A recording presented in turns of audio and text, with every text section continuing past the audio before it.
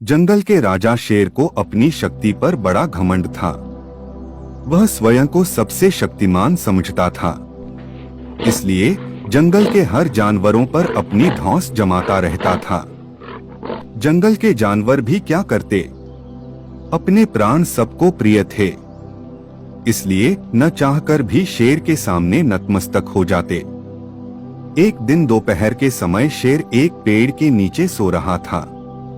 वहीं एक मच्छर भिनभिना रहा था, जिससे शेर की नींद में खलल पड़ रहा था। वह एक मच्छर से बोला, ए मच्छर, देखता नहीं मैं सो रहा हूँ, भाग यहाँ से, नहीं तो मसल कर रख दूंगा।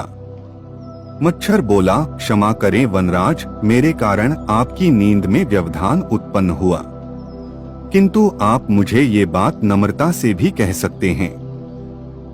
आखिर मैं भी इस धरती का जीव हूँ। अच्छा, तो तू छोटा सा मच्छर मुझसे जुबान लड़ाएगा? और क्या गलत कहा मैंने? तुम मच्छर हो ही ऐसे कि कोई भी तुम्हें यूं मसल दे।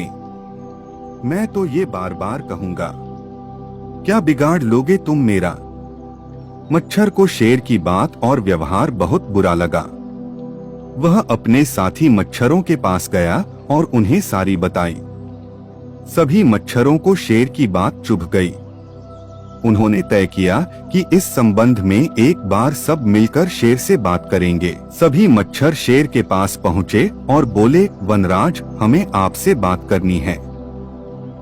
जल्दी बोलो, मुझे तुम जैसों से बात करने की फुर्सत नहीं है, शेर बोला। वनराज, आप होंगे बहुत शक्तिशाली, किंतु इसका अर्थ ये कतई नहीं है कि आप अन्य जीवों और प्राणियों का मजाक उड़ाएं या उन्हें नीचा दिखाएं, मच्छर बोले। मैंने जो कहा सच कहा। मैं सबसे शक्तिशाली हूँ और मुझे कोई हरा नहीं सकता, घमंड में चूर शेर गरजा। ऐसा नहीं है। अगर आप शक्तिशाली हैं, तो हम में भी इतना सामर्थ्य है कि आवश्यकता पड़ने पर हम किसी का भी सामना कर सकते हैं और उसे हरा सकते हैं। हम आपको भी हरा सकते हैं। मच्छर भी चुप न रहे। यह सुनकर शेर हंसते हुए बोला, तुम लोग मुझे हराओगे? तुम लोगों की इतनी हिम्मत कि मेरे सामने आकर ये बात कहो। मेरी शक्ति का अंदाजा नहीं है तुम्हें, अन्यथा ऐसा कभी नहीं कहते।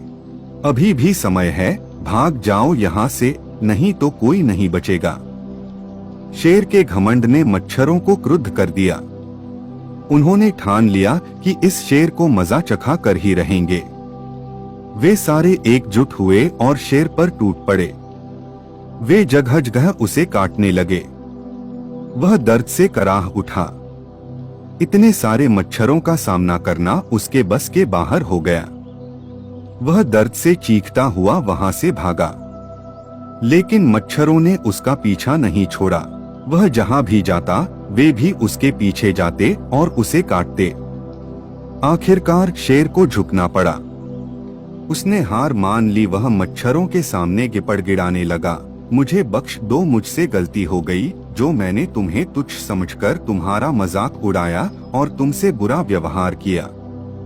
आज तुमने मेरा घमंड तोड़ दिया है।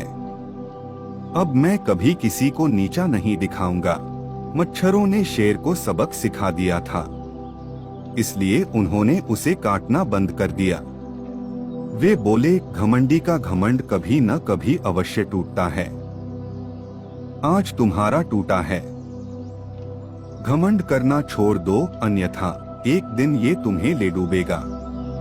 और कभी किसी प्राणी को नीचा मत समझो। हर किसी का अपना सामर्थ्य और शक्ति होती है। शेर तौबा करते हुए वहां से भाग गया। शिक्षा घमंडी का सिर नीचा।